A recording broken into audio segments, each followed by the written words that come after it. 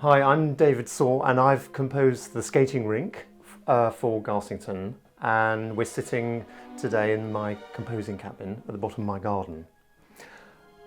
Yeah, so I finished the piece a couple of weeks ago actually, and I started it in July last year, so it's 18 months.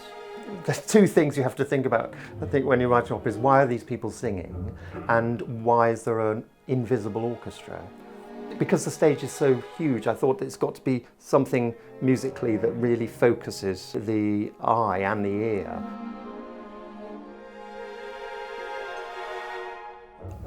For me, the skating rink is a challenge in terms of how do you show ice skating on a stage. I'm imagining a world that is pretty colourful, that has lots of primary colours in it. But the one thing that underpins all of that is the fact that we have this floor that is made of synthetic ice. A few days later I was calm. It was just like it always was, and you hear in the background then the ice skating music coming through. So this was almost like trying to write a crossfade between two scenes. The flow of the opera is like a film. It's not set in one place, it's not set in three places, it's constantly moving. And this sounds mad, but let me continue with it. There's a lot of music in it. We have an opera singer who's singing songs in cafes to earn a living.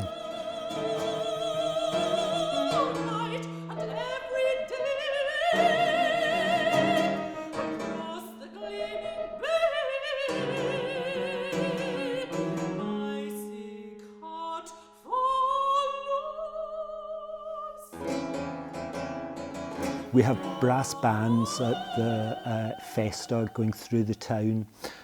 We have the music that the young woman is training to. We have a disco scene, so there's disco music, there's a karaoke singer.